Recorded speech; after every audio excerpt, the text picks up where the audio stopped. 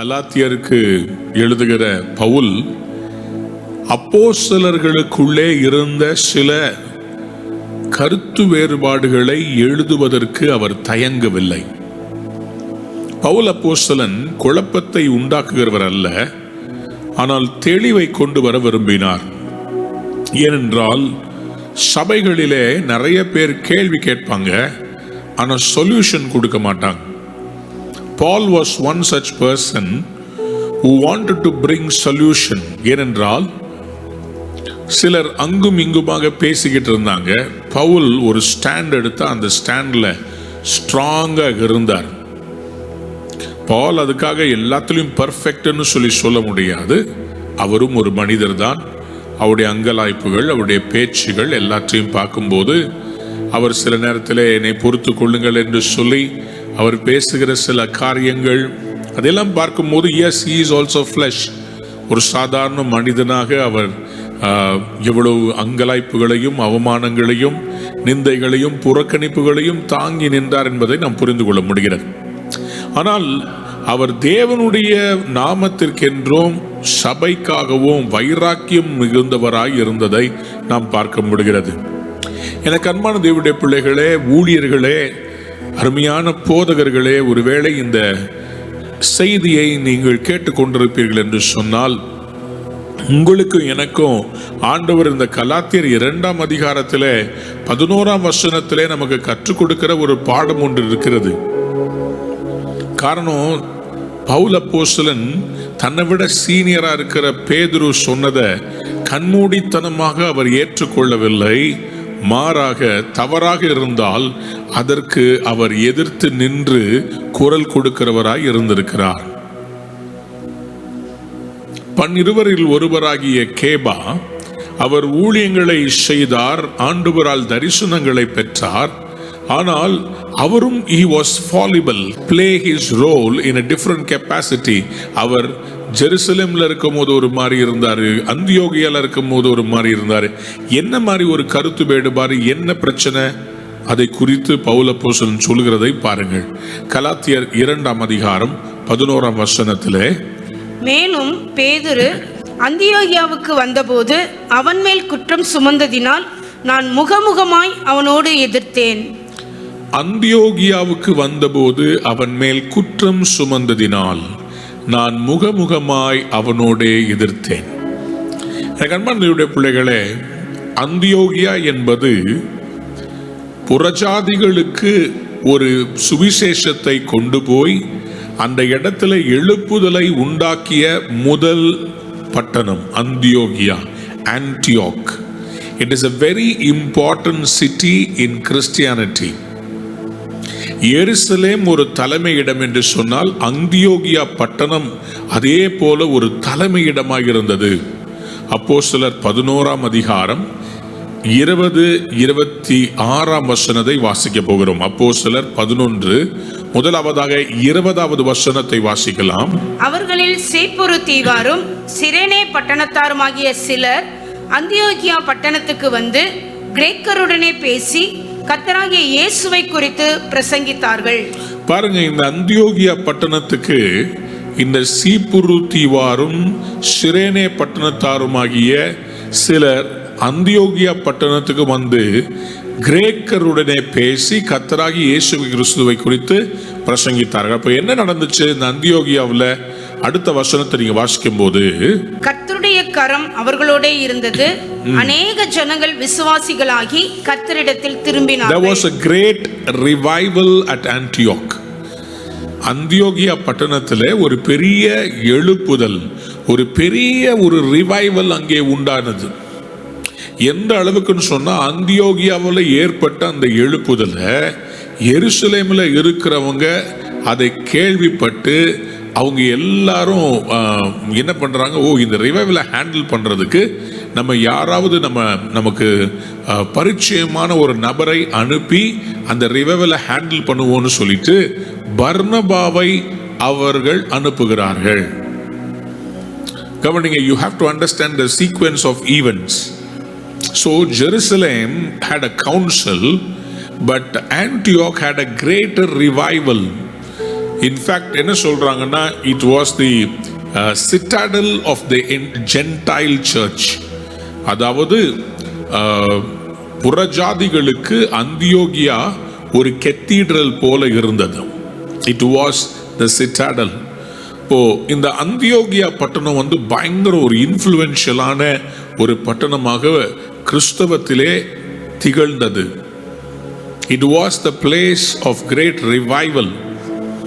ஏன் அப்படி சொல்லுகிறேன் பாருங்கள். பர்னபாவை எருசலேமில் இருக்கிறவர்கள் அனுப்புகிறார்கள். ஜெருசலேம் எங்க இருக்குது, அந்தியோகியா எங்க இருக்குது? பவுலுடைய அந்த பிரயாணத்தினுடைய அந்த மேப்பை நீங்க பார்க்கும்போது இந்த அந்தியோகியா பட்டணத்தை குறித்து நீங்க பார்க்க முடியும்.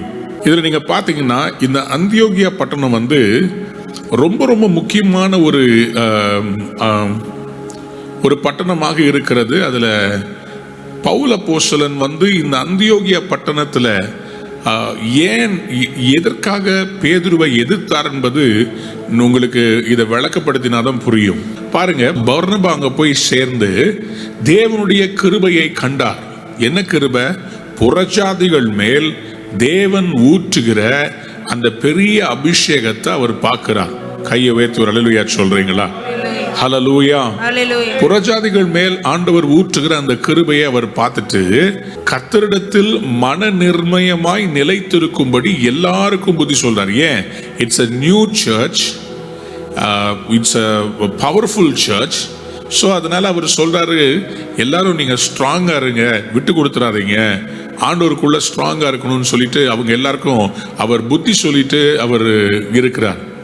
பாருங்க, பர்னபாவை பத்தி அங்கே ஒரு சாட்சி எழுதப்பட்டிருக்கிறது. 24 வசனத்துல, அவன் நல்லவனும் பரிசுத்த ஆவியினாலும் விசுவாசத்தினாலும் நிறைந்தவனுமாய் இருந்தான், அநேக ஜனங்கள் கர்த்தரிடமாய் சேர்க்கப்பட்டார்கள். கையை உயர்த்தி ஒரு அல்லேலூயா சொல்றீங்களா? நல்ல கவனிங்க. பர்னபா அங்கே அந்தியோகியா பட்டணத்துல அவர் ஊழியம் செய்கிறார். But the revival was so big. The revival was so big. He went to search for Saul, and in fact Saul became more of a Paul in the city of Antioch. பர்னபா சவுலை தேடும்படி தர்ஷுவுக்கு புறப்பட்டு போய் அவனை கண்டு அந்தியோகியாவுக்கு அழைத்து கொண்டு வந்தான். சவுல் ஒரு பவுலாக மாறினதே, பவுலாக அவரை மாற்றினதே எங்கே என்று பார்த்தீர்கள் சொன்னால் இந்த அந்தியோகியா என்கிற இந்த பட்டணம் தான். This is where he comes and he becomes a very influential figure in the Christian church. In Christian church ன்னு சொல்லும்போது தயவுசெய்து ஒரு நிமிஷம் அதை பாருங்களேன். அந்த மேப்பை ஜெருசலேம் முதலாவது உங்களுக்கு காண்பிக்கிறேன். ஜெருசலேம் கீழே இருக்குது பார்த்தீங்களா? கீழே ஜெருசலேம் இருக்கிறது. எஸ், இங்கே ஜெருசலேம், இங்கே இருந்து மேலே நீங்க பார்த்தீங்கன்னா அந்தியோகியா பட்டணம் இருக்கு பாருங்க, ஆன்டியோக். இதுதான் அந்தியோகியா. ஸோ இந்த அந்தியோகியா தர்ஷூல இருக்கிற, தர்சஸ்ல இருக்கிற பவுலை போய் அழைத்து கொண்டு பர்னபா என்ன பண்றாரு, ஆன்டியோக்கு கூப்பிட்டு வந்து அங்க இருக்கிற புறஜாதிகள் மத்தியில் இருக்கிற இந்த ரிவைவலை ஹேண்டில் பண்றதுக்கு, because he was not able to do it on his own. So பர்னபா போய் சவுலாக இருந்தவரை அழைத்து கொண்டு வந்து அந்த பெரிய ஒரு ரிவைவலை ஹேண்டில் பண்றதுக்கு பவுலாக மாற்றுகிறார்.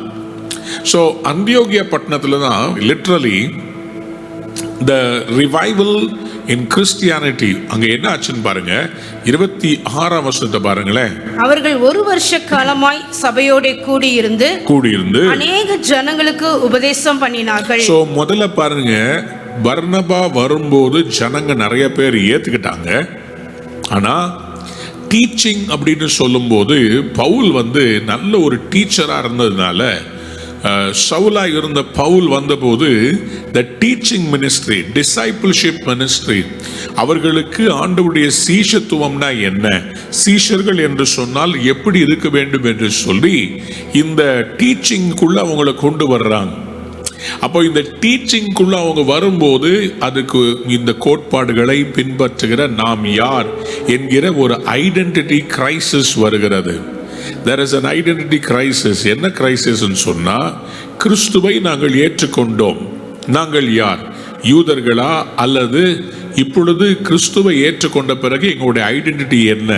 அப்போதுதான் முதல் அந்தியோகியாவிலே சீஷர்களுக்கு கிறிஸ்தவர்கள் என்கிற பெயர் வழங்கிற்று. கையை உயர்த்தி ஒரு அல்லேலூயா சொல்லுங்க பாப்போம். சத்தமா அல்லேலூயா சொல்லுங்க. அப்போ இந்த அந்தியோகியா வந்து it became a center of Christianity. Why? Because ஜெருசலேம்ல நிறைய ஊழியம் பண்ண முடியல, அந்தியோகியாவில் நிறைய ஊழியங்கள் நடக்கிறது. அந்தியோகியாவில் நிறைய கூடி வர முடியுது, நிறைய பேர் கேட்குறாங்க. அங்கே ஒரு பெரிய ரிவைவல் இஸ் ஹேப்பனிங். எந்த அளவுக்குன்னு சொன்னா 27ஆம் வசனம் சொல்றது, அப்போஸ்தலர் 11:27, அந்நாட்களில் எருசலேமிலிருந்து சில தீர்க்கதரிசிகள் அந்தியோகியாவுக்கு வந்தார்கள். ஸோ தீர்க்கதரிசிகள் வர ஆரம்பிக்கிறாங்க, ஊழியர்கள் வந்து அங்கே பயணம் பண்ணி வருகிறார்கள். ஆனால் the problem was, இந்த இடத்துல வந்து நிறைய பேருக்கு வந்து இந்த வந்து ஊழியம் பண்றாங்க.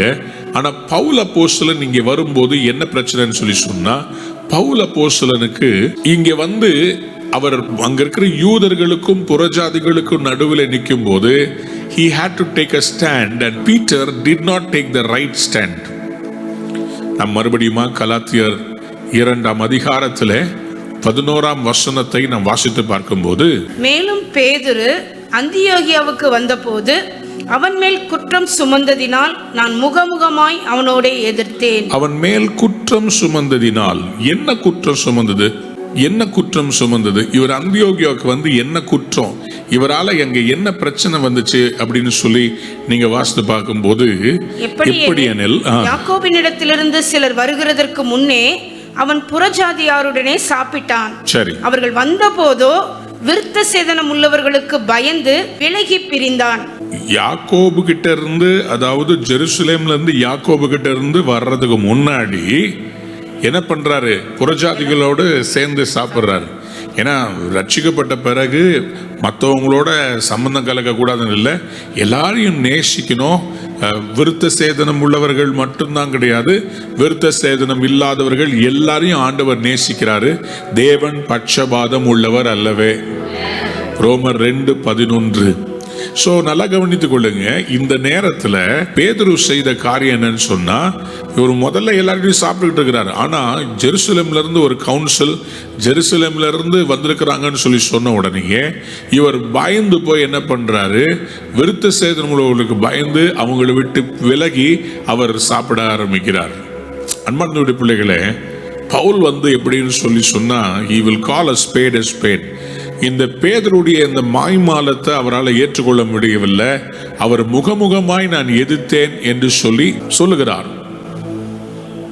அது மட்டுமல்ல, 13ஆம் வசனத்தை பாருங்களேன். மற்ற யூதரும் அவனுடனே கூட மாயம் பண்ணினார்கள்.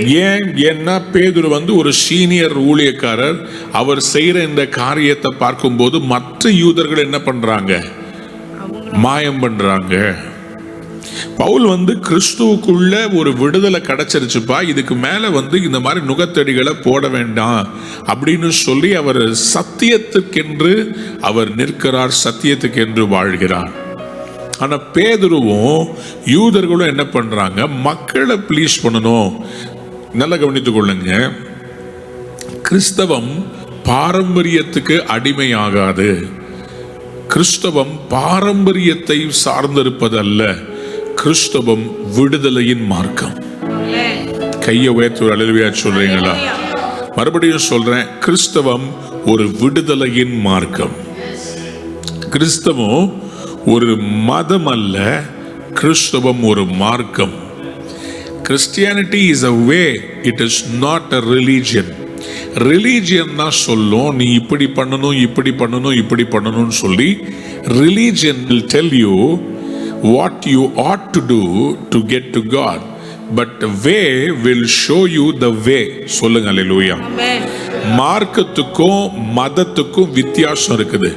மதம் அது மதம்னு சொல்லி மதன்னு எல்லாத்தையும் வந்து அப்படியே ஒரு உச்சத்தில் ஏற்றி வச்சு, நீ கடவுளை பிரியப்படுத்தினா இங்க ஏறினாதான் நீ பிரியமா இருக்க முடியும், இங்க போனினாதான் சொல்லி எல்லாத்தையுமே உயர்த்தி வைக்கிறது மதம். மார்க்கம் என்றால் என்ன தெரியுமா? இதுதான் வழி, இதுல நடவுங்கள். சொல்லுங்க அல்லேலூயா. மனுக்குலத்துக்கு மதம் தேவையா மார்க்கம் தேவையா? மார்க்கம் தான் வேணும். அதனாலதான் ஆண்டவர் என்ன சொன்னாரு, நானே வழியும் சத்தியமும் ஜீவனுமாயிருக்கிறேன். அதனாலதான் ஆண்டவர் வழியை காண்பித்தார். நான் உங்களுக்கு வழியை காண்பிக்கிறேன். அதுக்குதான் அவர் ஞானஸ்தானம் எடுத்தார். அதுக்குதான் அவர் ஜெபத்தின் முன்மாதிரியை காண்பித்தார். அதுக்குதான் அவர் உபவாசம் இருந்தார். அதுக்குதான் அவர் இரவெல்லாம் ஜெபித்தார். அதுக்குதான் அவர் ஏழைகளை நேசித்தார். ஆகவேதான் அவர் அற்புத அடையாளங்களை செய்தார்.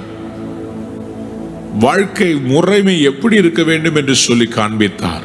அவர் பாவிகளோடு சேர்ந்து பந்தி இருந்தார். இது பேதுருவுக்கு தெரியாதா?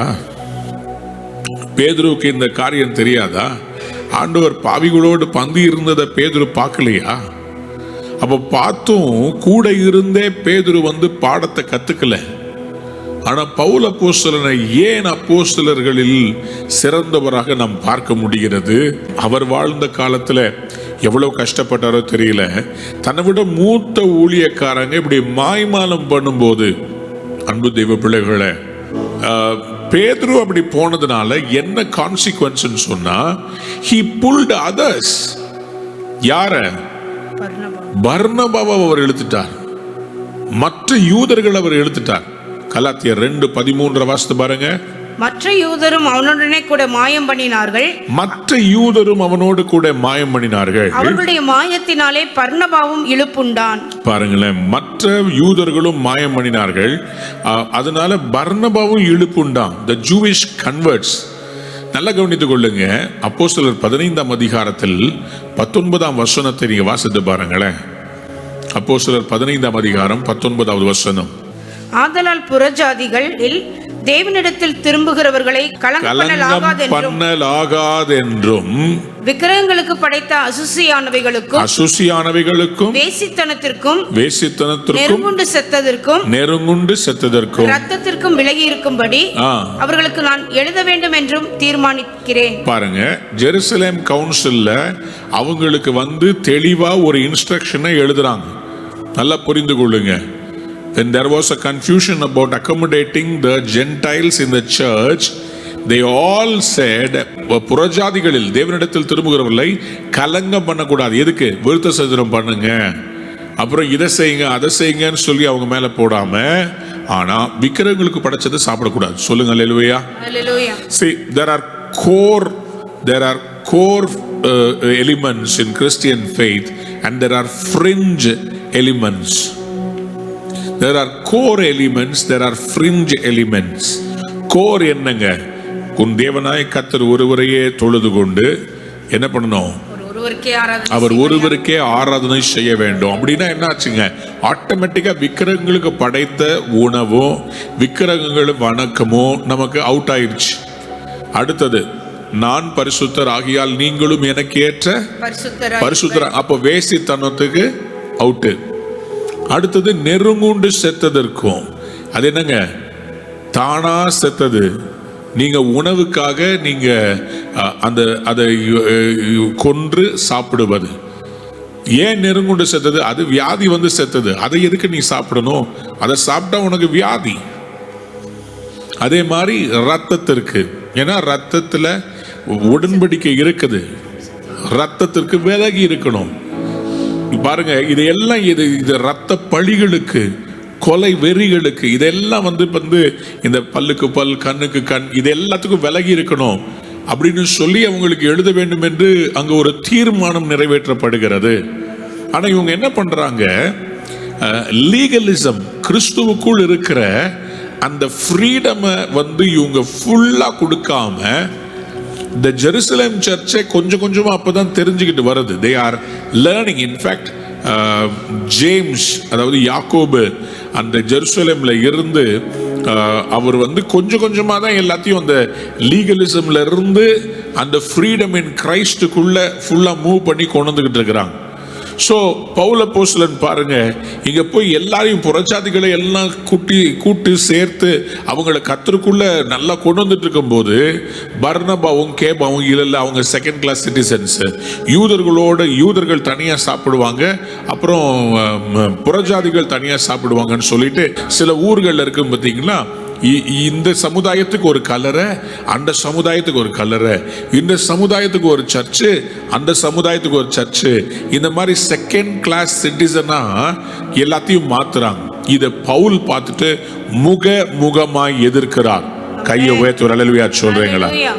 பக்கத்துல பார்த்து சொல்லுங்க, நீங்களா இருந்தா என்ன பண்ணிருப்பீங்க? நீங்களா இருந்தா என்ன பண்ணிருப்பீங்க? தெரியலப்பா, அவர் சொல்லிட்டாருப்பா, நம்ம போய் நமக்கு எதுக்கு வம்பு, நம்ம பாட்டுக்கு போயிட்டே இருப்போம் அப்படின்னு சொல்லி தானே போவோம். அந்த பெரிய பாஸ்டர் செஞ்சுட்டா இருப்பா, நம்மளும் அதே செஞ்சுட்டு போயிட்டே இருக்க வேண்டியதுதான்.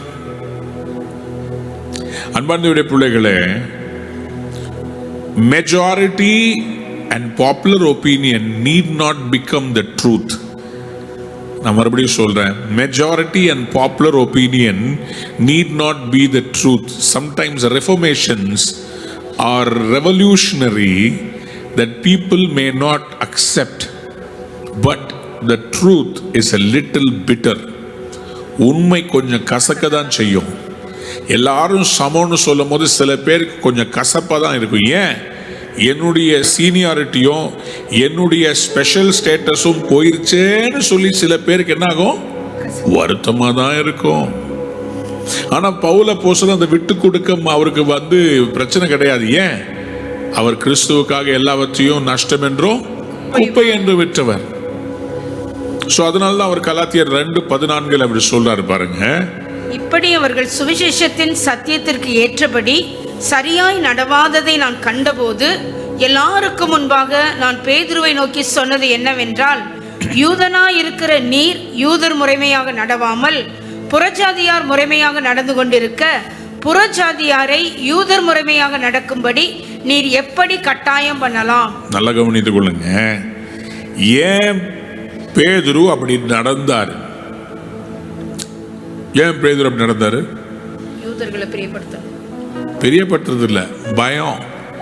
எங்கடா இவங்க யூத குலத்திலிருந்து தள்ளி வச்சிருவாங்களோன்னு பயம். நீதிமொழிகளின் புஸ்தகம் 29ஆம் அதிகாரம் 25ஆம் வசனத்தை வாசித்து பாருங்க. Proverbs 29:25. மனுஷனுக்கு பயப்படும் பயம் கண்ணியை வருவிக்கும். மனுஷனுக்கு பயப்படும் பயம் என்ன பண்ணுங்க? கண்ணியை வருவிக்கும். கர்த்தரை நம்புகிறவனோ உயர்ந்த அடைக்கலத்திலே வைக்கப்படுவான். கையை உயர்த்தி ஒரு அல்லேலூயா சொல்றீங்களா? சத்தமா ஒரு அல்லேலூயா சொல்றீங்களா?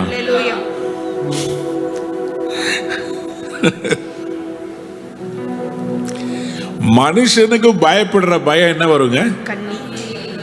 மனுஷனுக்காக ஊழியம் பண்றீங்களா, இல்லாவிட்டால் நீங்கள் கர்த்தருக்காக ஊழியம் பண்றீங்களா? நீங்க ஊழியம் பண்றது மனுஷர்களுக்கு தான் பாஸ்டர், நீங்க மனுஷர்களுக்கு தான் பாஸ்டரா இருக்கிறீங்க.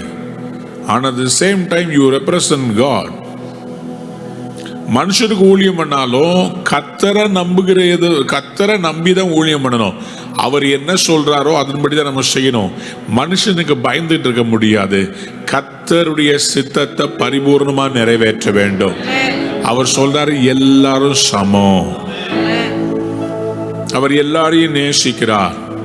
எனக்கு அன்பானவருடைய பிள்ளைகளே, பவுல் அப்போஸ்தலன் பாருங்க, முகமுகமாய் எதிர்த்து அவர் பேசுறார். முகமுகமாய் எதிர்த்து என்னன்னு சொல்றாரு?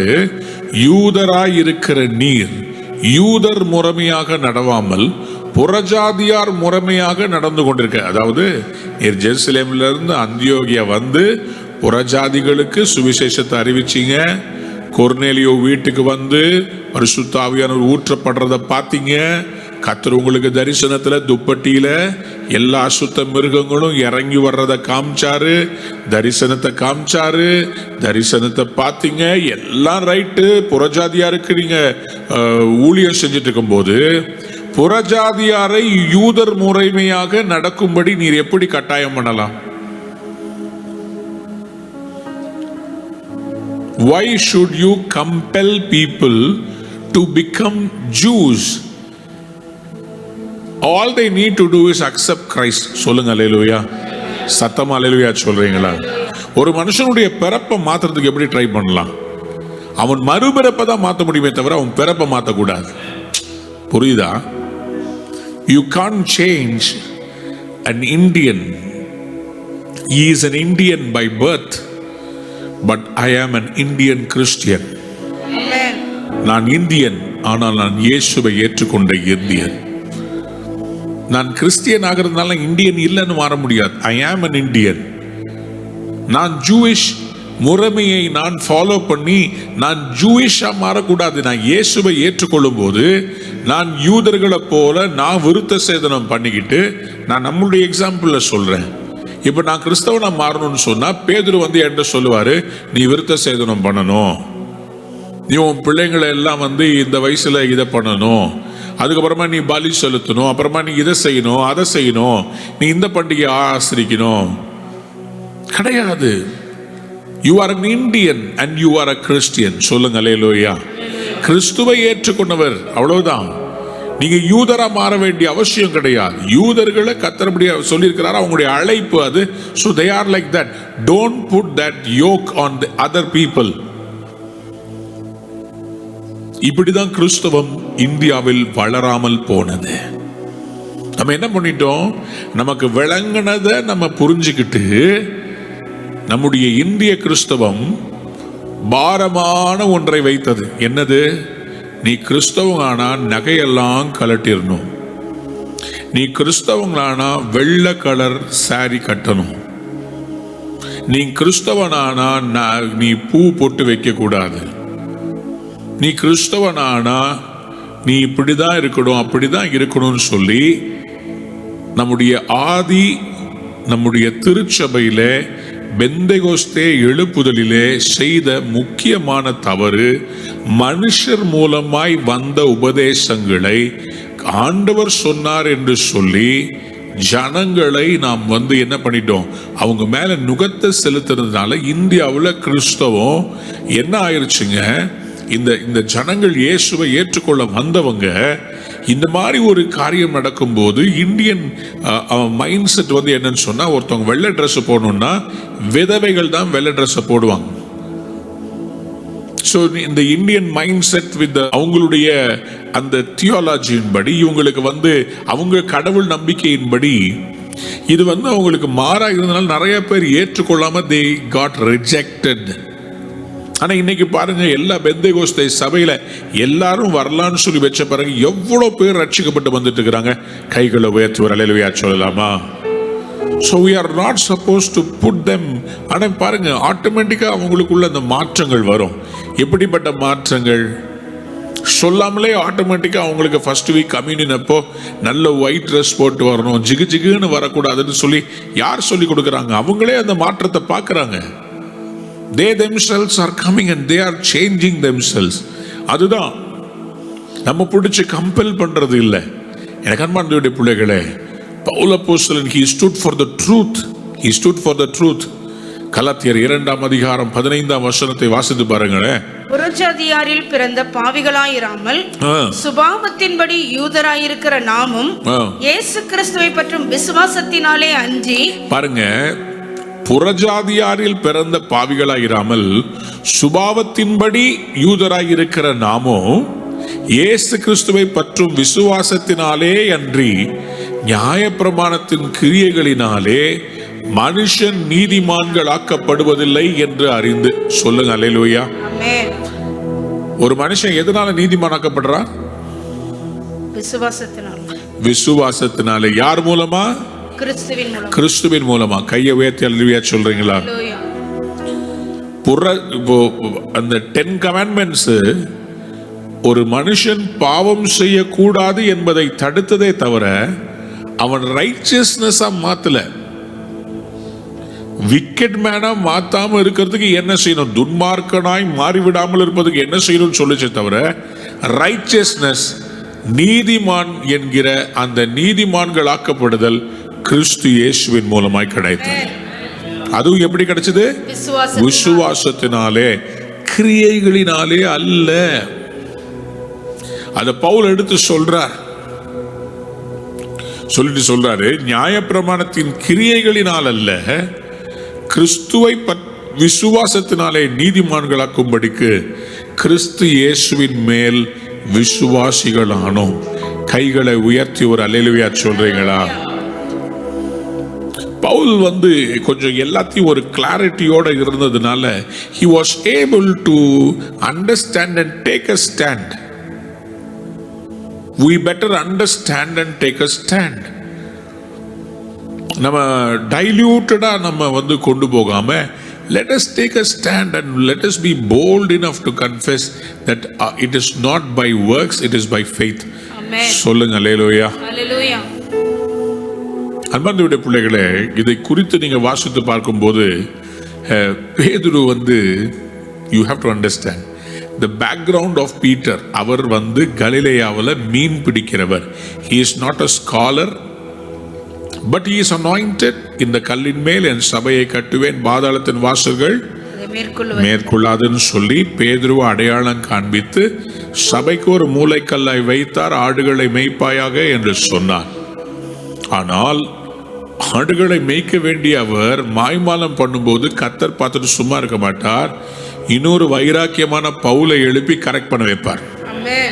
Just because God chose somebody, அவங்க மிஸ்டேக்ஸை கர்த்தர் பார்த்துட்டு சும்மா இருக்க மாட்டார். வேறொரு நபரை எழுப்பி அந்த தப்புகளை திருத்துவார், அதை சரி பண்ணுவார். கையை உயர்த்தி ஒரு அல்லேலூயா சொல்றீங்களா? அந்த transformation in the church it will be hard. பாருங்க, majority of people stood with Peter, Barnabas and the Jews. பவுல் அதை கொண்டு வர்றது அவ்வளவு கஷ்டமா இருந்துச்சு.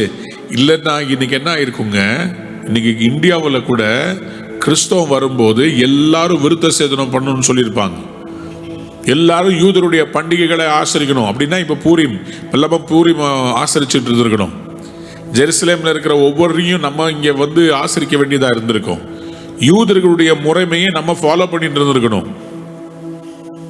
கோஷர் ஃபுட்டு சாப்பிட்டு இருக்கணும், முடியை இப்படிதான் வெட்டி இருக்கணும், பிள்ளைகளை இப்படிதான் வளர்த்திருக்கணும், சனிக்கிழமை லீவ் விட்டுருக்கணும், நிறைய. பட் அந்த சடங்குகளில் கிறிஸ்தவம் இல்லை, கிறிஸ்துவின் சுவிசேஷத்தில் கிறிஸ்தவம் இருக்கிறது. சொல்லுங்க அல்லேலூயா. சோ நியாயப்பிரமாணத்தின் கிரியைகளினாலே எந்த மனுஷனும் நீதிமானாக்கப்படுவதில்லையே. கலாத்தியர் 2:16 அண்டர்லைன் பண்ணிக்கொள்ளுங்க. It is a very important verse. நியாயப்பிரமாணத்தின் கிரியைகளினாலே எந்த மனுஷனும் நீதிமானாக்கப்படுவதில்லையே.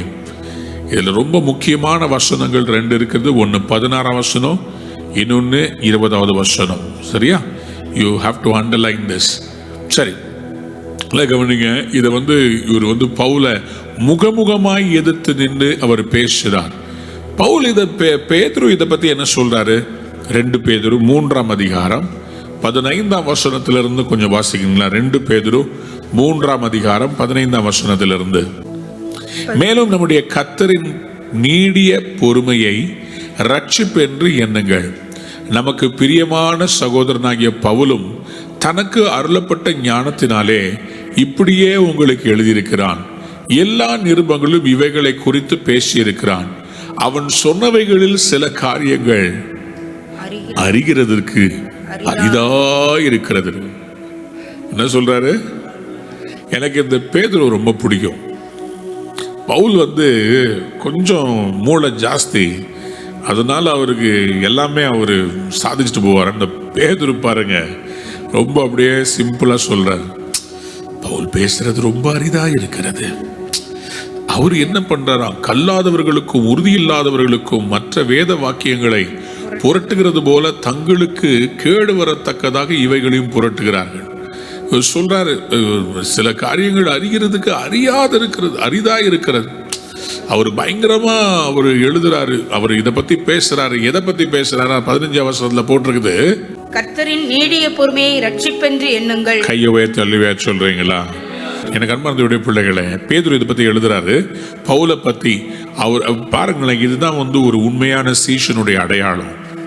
என்னதான் பேதுருவை முகமுகமா எழுத்தாலும் பவுலை விட்டு கொடுக்கல. பாருங்க, பவுலை பத்தி எழுதும் போது சொல்றாரு, அவரு நிருபங்கள் எல்லாம் எழுதியிருக்கிறாரு. அவர் சொல்றதெல்லாம் கேட்கறதுக்கு புரிஞ்சுக்கிறது கஷ்டமா இருக்குதுன்னு சொன்னாரே தவிர அவர் சொல்றது தப்புன்னு ஒரு சொல்லலை. அன்பார்ந்த பிள்ளைகளை, இதுதான் கிறிஸ்தவம். ஒருத்தர் தப்பு சொல்லி இவர் சரியில்லை, அவருடைய ஊழியம் சரியில்லைன்னு நமக்கு நம்ம வந்து கிரேடை இன்க்ரீஸ் பண்றதை விட இது கன்சென்சஸா வரணும், அதே சேம் டைம் கான்ஷியன்ஸா கூட சேர்ந்து ஊழியம் செய்யணும். சொல்லுங்க அல்லேலூயா. சத்தமா அல்லேலூயா சொல்றீங்களா? அன்பார்ந்தவருடைய பிள்ளைகளை, கலாத்தியருக்கு எழுதப்பட்ட நிருபம் 2ஆம் அதிகாரம் 17ஆம் வசனத்தை வாசித்து பாருங்க. இங்கே ஒரு கேள்வி கேட்கிறார். என்ன கேள்வி? வாசிங்க. கிறிஸ்துவுக்குள் நீதிமான்கள் ஆக்கப்படும்படி நாடுகிற நாமும் பாவிகளாக காணப்படுவோமானால் கிறிஸ்து பாவத்திற்கு காரணரோ அல்லவே. கிறிஸ்துவுக்குள் நீதிமான்களாக்கப்படும்படி நாடுகிற நாமும் பாவிகளாக காணப்படுவோமானால் கிறிஸ்து பாவத்திற்கு காரணரா? கிறிஸ்து பாவம் செய்யறதுக்கு காரணரா? கிடையாதுங்க. He is not the reason for sin. He is the reason for sin being forgiven. Amen. சொல்லுங்க அல்லேலூயா. Hallelujah. கிறிஸ்துவுக்குள் நீதிமான்களாக்கப்படும்படிக்கு நாடுகிற நாம் பாவிகளாக காணப்படுவோமா? நம்ம கிறிஸ்துவுக்குள் நீதிமானாக்கப்படணும்னு சொல்லி வந்துட்டு பாவம் செஞ்சுட்டே இருக்கலாமா? அந்த பாவம் செய்யறதுக்கு கிறிஸ்து தான் காரணம்னு சொல்லலாமா? சொல்ல முடியாது. சொல்லுங்க அல்லேலூயா. Hallelujah. எத்தனை பேர் அதை புரிஞ்சுக்கிறீங்க? புரிஞ்சவங்க அல்லேலூயா சொல்லுங்களேன். நல்ல கவனிங்க. நம்ம கிறிஸ்துவின் கிருபையை உதாசீனப்படுத்தக்கூடாது. கிறிஸ்து கிருபை உள்ளவர்ன்றதுக்காக பாவம் செஞ்சுக்கிட்டே இருந்தா அப்ப என்ன ஆகுங்க? அந்த கிருபையினால நான் பாவம் செய்யறன்ற மாதிரி ஆப்போசிட் ஒரு theology உருவாயிடாது? Is it not wrong that you start believing in Christ and you do more sin? That means Jesus Christ is supporting sin? Never. அவர் சொல்றார், அல்லவே நான் இடித்து போட்டவைகளையே. எது இடித்து போடப்பட்டவை? நியாயப்பிரமாண யூத முறைமைகள் இது எல்லாம் it has been destroyed and I don't want to build it again. சொல்லுங்க அல்லேலூயா. இந்த justified by faith என்கிற அந்த கான்செப்ட் இதுல நல்லா புரிஞ்சுக்கணும். இவர் நம்ம நியாயப்பிரமாணத்தின் மூலமாக நமக்கு ரட்சிப்போ அல்லது நீதிமான்களாக்கப்படுவதே இல்லை, இயேசு கிறிஸ்துவின் ரத்தத்தினால மட்டுமே. சொல்லுங்க அல்லேலூயா. 19ஆம் வசனத்திலிருந்து வாசித்து பாருங்களேன். தேவனுக்கென்று பிழைக்கும்படி நான் நியாயப்பிரமாணத்தினாலே நியாயப்பிரமாணத்திற்கு மதித்தேனே. ஹல்லேலூயா. சொல்லுங்க பாப்போம். சத்தமா அல்லேலூயா சொல்றீங்களா? ஹல்லேலூயா. கலாத்தியர்கிட்ட இவர் எக்ஸ்பிளைன் பண்ண விரும்புறாரு. என்னன்ட்டு, அப்பா தயவு செய்து மாய்மாலம் பண்ணாதீங்கப்பா. இன்ஃபேக்ட் இவர் கலாத்தியர் 3ஆம் அதிகாரம் 1ஆம் வசனத்துல கலாத்தியரை பார்த்து கொஞ்சம் கடினமா பேசினாராம். என்ன சொன்னாரு பாருங்க. கலாத்தியர் 3:1 புத்தி இல்லாத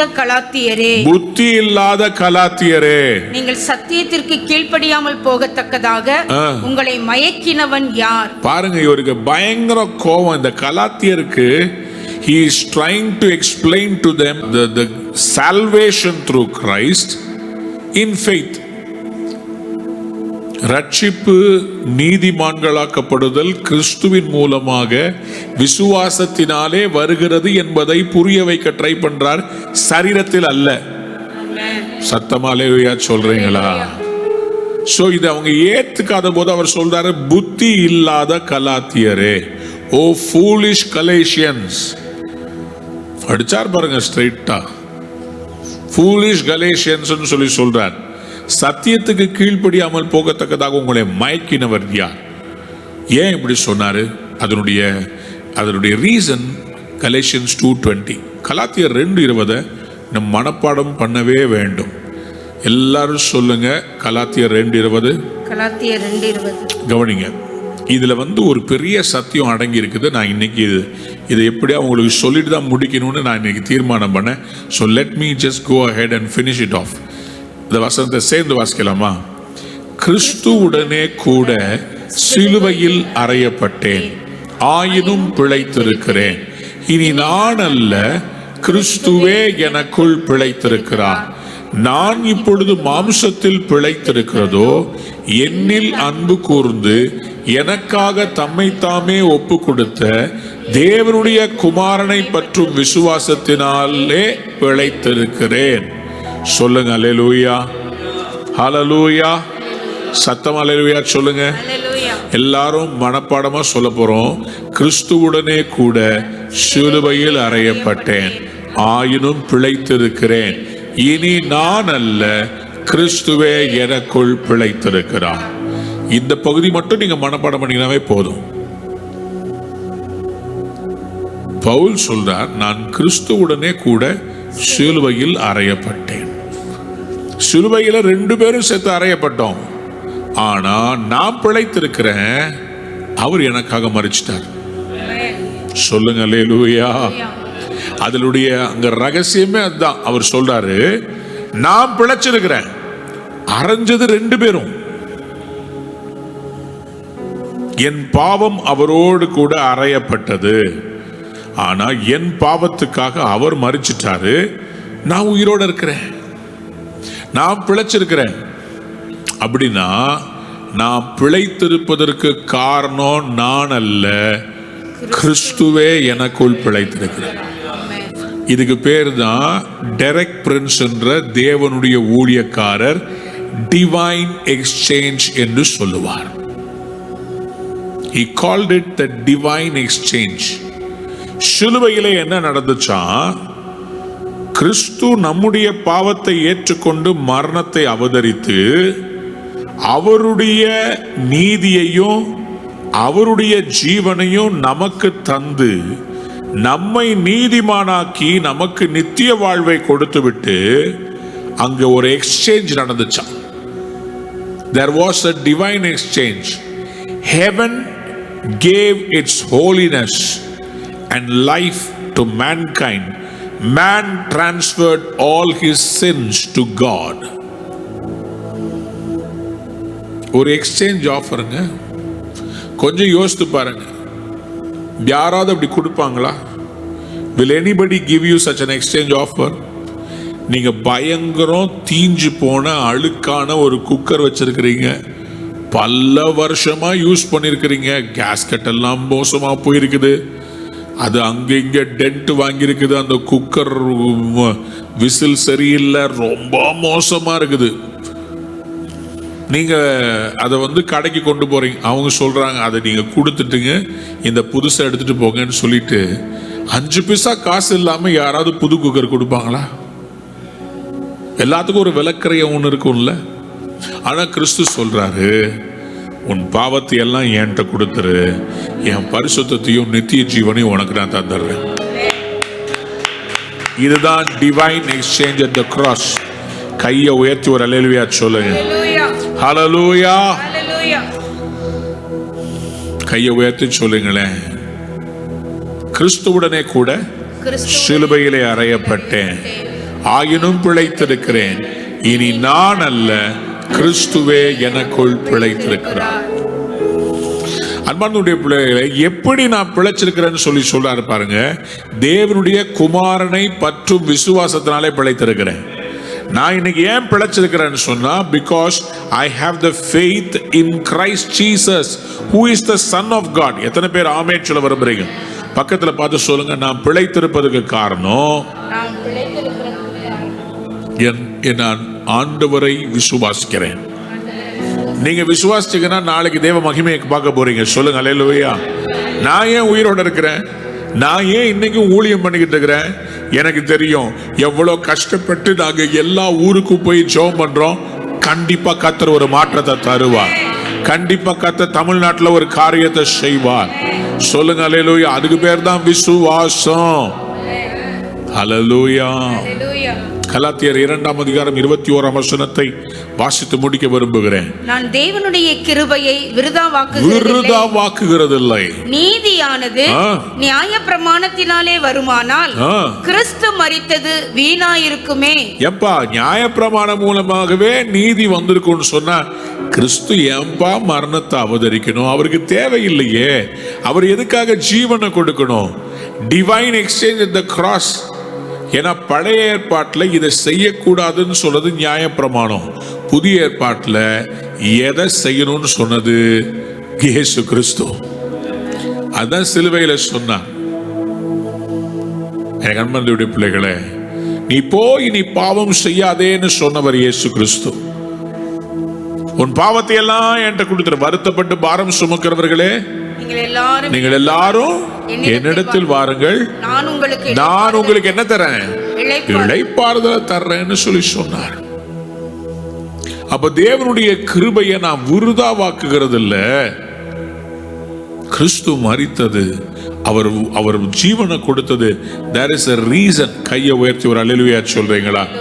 சத்தமா ஒரு ஆமென் சொல்லுங்களேன். அன்பார்ந்தவருடைய பிள்ளைகளே, இப்ப மறுபடியும் சொல்லுங்க. கலாத்தியர் 2:20 சொல்லுங்க. கிறிஸ்துவுடனே கூட சிலுவையில் அறையப்பட்டேன், ஆயினும் பிழைத்திருக்கிறேன். இனி நான் அல்ல, கிறிஸ்துவே எனக்குள் பிழைத்திருக்கிறார். மறுபடியும் சொல்லுங்க. கிறிஸ்துவுடனே கூட சிலுவையில் அறையப்பட்டேன், ஆயினும் பிழைத்திருக்கிறேன். இனி நான் அல்ல, கிறிஸ்துவே எனக்குள் பிழைத்திருக்கிறார். மறுபடியும் சொல்லுங்க. கிறிஸ்துவுடனே கூட சிலுவையில் அறையப்பட்டேன், ஆயினும் பிழைத்திருக்கிறேன். இனி நான் அல்ல, கிறிஸ்துவே எனக்குள் பிழைத்திருக்கிறார். இந்த வசனத்தை மனப்பாடம் பண்ணி வைத்துக் கொள்ளுங்க. This is going to be the word that is going to make you live. கிறிஸ்துவுடனே கூட சிலுவையில் அறையப்பட்டேன். பாவ எண்ணங்கள் வரும்போது சொல்லணும், கிறிஸ்துவுடனே சிலுவையில் அறையப்பட்டிருக்கிறேன். இனிமேல் நான் பாவம் செய்ய முடியாது. ஏன்? இருக்கிறது கிறிஸ்துங்க. நான் ரட்சிக்கப்பட்ட பிறகு என்கிட்ட வாழ்றது கிறிஸ்து. அவர் எப்படி பாவம் செய்ய முடியும்? அவர் எப்படி இந்த அசுத்தமான காரியத்தை போய் பார்ப்பார்? அவர் எப்படி இந்த அசுத்தமான காரியத்தை தொடுவார்? நான் அல்ல, கிறிஸ்து எனக்குள் பிழைத்திருக்கிறார். எனக்குள் பிழைத்திருக்கிறது கிறிஸ்து. கையை உயர்த்தி அல்லேலூயா சொல்றீங்களா? நான் மாம்சத்தில் இல்லை, நான் ஆவிக்குரியவனா மாறிவிட்டேன். அன்பார்ந்தவருடைய பிள்ளைகளே, இந்த வசனங்கள் நம்மை பரிசுத்தமாக்கட்டும். ஒவ்வொரு நாளும் கிறிஸ்துவனை நம்ம இன்னும் அதிகமாக ஈர்த்து சென்று நம்மை நல்ல மனிதர்களாக, ஆண்டவருக்கு பிரியமானவர்களாய் நம்மை உயர்த்தட்டும். எத்தனை பேர் ஆமென் சொல்ல விரும்புகிறீங்க? இப்பொழுது ஜெபிக்கலாமா? அன்பு தகப்பனே, இந்த காலை வேளையிலே உடைய பிள்ளைகளுக்காக நான் சந்தோஷமா உம்மை துதிக்கிறேன் அப்பா.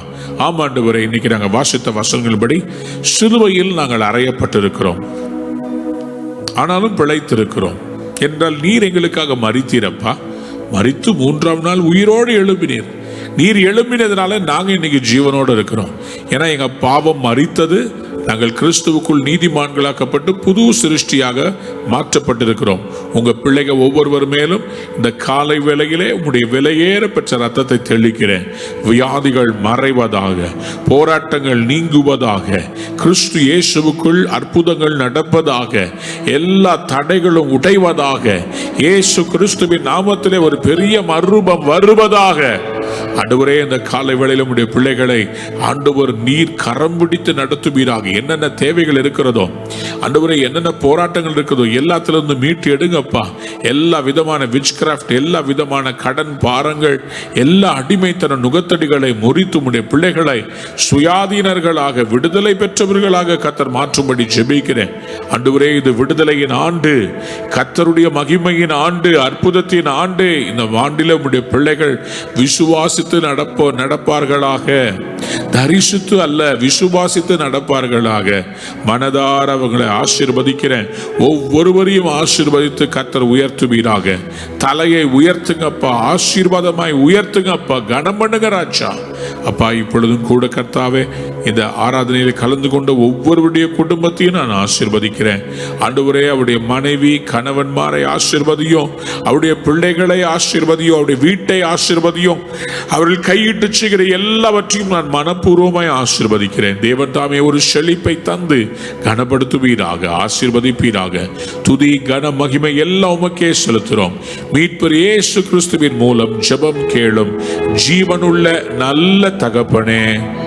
ஆமென், ஆமென். அன்பான நேயர்களே, இந்நிகழ்ச்சியில் கொடுக்கப்பட்ட வாக்குத்தத்தங்களும் தீர்க்க தரிசன வார்த்தைகளும் உங்களுக்கு ஆசீர்வாதமாய் இருந்திருக்கும் என்று நாங்கள் நம்புகிறோம். நீங்கள் பெற்ற ஆசீர்வாதங்களையும் ஜெப விண்ணப்பங்களையும் மற்றும் உங்கள் காணிக்கைகளையும் அனுப்ப வேண்டிய எங்கள் முகவரி: ரூவா ஊழியங்கள், எண் 82, ஜவஹர்லால் நேரு சாலை, சிம்ஸ் மருத்துவமனை எதிரில், வடபழனி, சென்னை 26. உங்கள் காணிக்கைகளை ஆன்லைன் மூலமாக எளிதாக செலுத்தலாம்.